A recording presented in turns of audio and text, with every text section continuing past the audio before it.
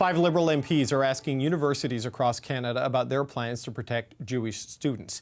In a letter to 25 university presidents, they write, "Since October 7th, we have seen gunshots fired at Jewish schools, fire bombings at Jewish institutions, threats of boycott against Jewish-owned businesses, and reports across the country of Jewish students feeling unsafe on their campuses."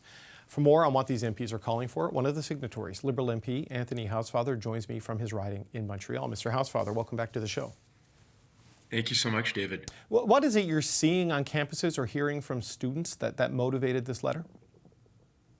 So anti-Semitism was already growing at epidemic proportions in Canada. Jews make up about 1.4% of Canada's population and yet are the subject of over 50% of religiously based hate crimes.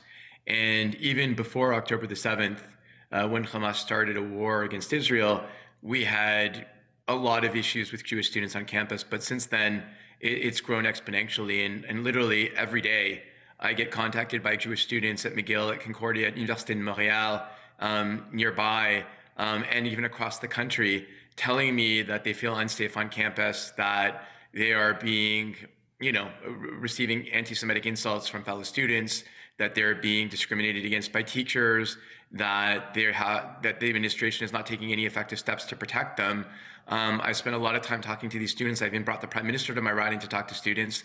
And at this point, I felt that we needed to really do something more, which is why I asked the Justice Committee to study anti-Semitism, including on campus. And my colleagues and I, David Lametti, Marco Mendicino, Ben Carr, and Anna Gainey and I wrote this letter to the 25 biggest Canadian universities, asking what they're doing and asking for a written response that we would table with the committee. Your letter, though, calls out a lack of action by university leadership to protect Jewish students. How are they falling short, and what specific actions do you want to see?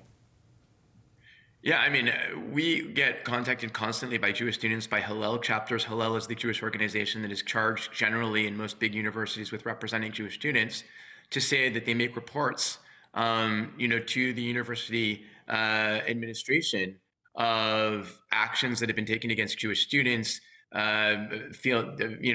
harassment, etc., both in class and outside of class, and that no action has been taken. That calls for genocide against Jews, are sort of buried away in various chants that are being made at university, that call for the eradication of the state of Israel, making these students feel that they need to walk through these demonstrations to get to class because they're happening right in the middle of the university. Right. There's all kinds of complaints that we're getting, and university administrators have been slow to take action. And I think that's a general perception where it's not only the Jewish students, but Jewish faculty and Jewish staff at the universities have contacted me as well, to say that they feel uncomfortable. Right. And then you also get parents. For example, one rabbi's wife in Montreal is accompanying students to classes at night because they feel unsafe getting there. That just is not normal in our society. No, I know a Jewish family here in Ottawa, and their kids have been harassed in high school. They're not at university, but this is happening. But the chants you talk about, I'm assuming this is the "From the River to the Sea" chant. That is such a flashpoint. Or Antifada. Antifada means killing civilians. From the river to the sea, Palestine will be free. Whether the people chanting it know it or not, is a chant that is intended to say that Israel should be eradicated from the earth. I mean, and the group Hamas that propagates that chant, essentially, is a group that calls for the eradication not only of Israel but of Jews. So for Jewish students who feel a closeness to the state of Israel, who have relatives, friends, a connection to our biblical homeland, it's deeply hurtful to have to walk through that to get to class. Now, it doesn't mean that people, can't be chanting that off in the park if they want to, but I don't think it crosses necessarily a criminal code line, but it's certainly something that you wouldn't want to have to experience in your daily life on campus. Right. Nor would it be to be called a Zionist pig or when you express support for Israel. Neither of those are acceptable on a university campus.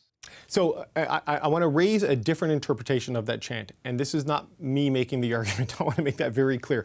We spoke with Mona Abu-Amara on the show last night, who is the Palestinian Authority General Representative to Canada, and her argument is that this phrase has kind of evolved in its purpose to be about having rights and freedom in the area, from the river to the sea. So, and that some of the people chanting it aren't calling for the eradication of Israel, but more of a liberation of the Palestinian people. So how do we reconcile those two vastly different interpretations in your view? So let's look at it from this perspective. As a Jewish person, knowing the origins of the chant and knowing what the chant, just by the words, the plain face of those words, from the river to the sea, means there is no Israel, right? So a Jewish student knowing that the group that started the chant wants to eliminate Israel and all Jews, hearing the chant that says that there should be no Israel and the Jews should somehow disappear from the map in that area, what is the Jewish person who hears that chant supposed to think? Yeah. And why should they have to be exposed to that in the middle of the university? It's like saying some other racist, defamatory slogan somehow it changed around in the popular culture in some group to mean something else. It doesn't mean that the group that is impacted by it should have to tolerate it.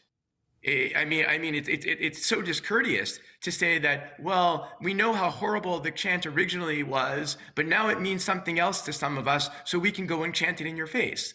That it's inappropriate, it's horrible, and again, please demonstrate for the people of Gaza, demonstrate for a free Palestine, demonstrate for a two-state solution, whatever you want to do, but you don't need to use chants that hurt the other group when you chant them.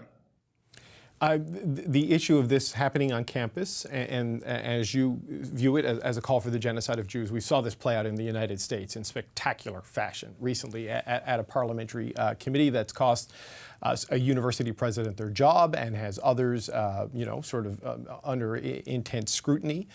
Where do you want this to go here? Do you see a similar process as to what we saw in the U.S. with people coming to committees and explaining themselves, or do you want sort of an exchange of letters? Well, what are you hoping to see? Well, they're two separate tracks. The first track is I want to see what university administrations are doing to tackle the anti-Semitism issue, and I want them to tell me whether a call for the genocide of Jews is a violation of the code of conduct of their universities. Mm-hmm. They should be able to say, yes, it is, because the call for genocide of Jews is hate speech in Canada, if done in a public forum. So if any university president answers that letter saying, no, it depends on the context, as the heads of Penn, MIT, and Harvard did, well, then that person is somebody I definitely want to see at committee, and I want to publicly question them about it. So I will use the letters and the responses we get to these letters to determine, in my view, who I want to see as a witness before the Justice Committee, which I very much hope will put aside some meetings to deal with the issue of anti-Semitism on campus. But also the letter, I think, makes these universities aware that there are members of the House of Commons, including a former Attorney General and a former Public Safety Minister, that are very concerned about this issue and want to see action by the universities, and they're not going to get away with just burying it, because we will bring them before a parliamentary committee and we will talk about it. So going back to this test of calling for the genocide of Jews, and going back to our conversation about the chant, you said in your view, you didn't think it was a criminal code violation. If they want to go chant it in a park, go chant it. Because I don't think that's a clear, I think genocide, when you say all Jews in the world should be killed, that's a clear call for genocide. When you use a chant that could mean different things to different people, I could argue that it's hateful to my group, but I don't necessarily believe it arises to criminal conduct. Okay, but would that be something you think should violate a university code of conduct, that particular chant? That's what I'm trying to, yes? In my view, I do, because of the way the history of that chant and the way that it is framed to the person that's hearing it on the other side. I think universities, as you know, and schools throughout this country don't have to go to the criminal level to say we don't want racist, hateful behavior on our schools. And unfortunately, what many in the Jewish community believe is that anti-Semitism is not treated with the same seriousness that anti-Black racism, anti-gay discrimination, Islamophobia, others are treated, because the people view Jews as white and privileged, and I think that this is a problem. Again, I think there needs to be discussion about what is permitted or what is not permitted. I'm not saying to ban demonstrations. I'm not saying to say you can't have a Palestinian flag, but chants like that if you're going to do them, to me, shouldn't be on a university campus where Jewish students and others who are pro-Israel need to walk through that space. It's just not right. Okay, I appreciate those explanations. Look, I've got one more question for you. I know it's been a tough week for you and the Jewish MPs in the Liberal caucus with this vote at the UN. You disagree with it. You stated that immediately. How has it affected things inside the caucus? And I'm assuming you're staying in the Liberal caucus despite your disagreement on this, right? You are not looking to bolt from the party? Look, I believe that I am one of those 150-something luckiest people to have the ability to influence the government and to be in caucus. And when I disagree, I'm one of those MPs that will actually disagree. A fair, whether privately, which is my preference, or publicly if I need to.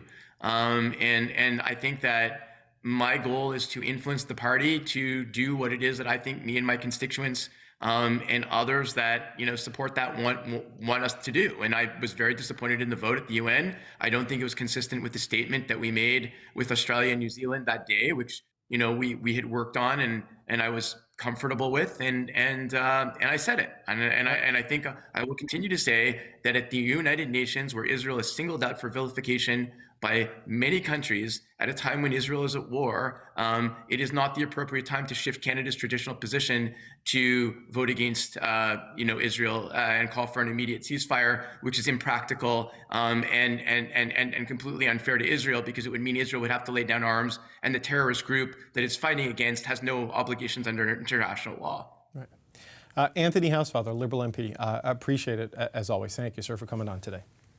Thank you so much, David. Have a great day. You too, sir.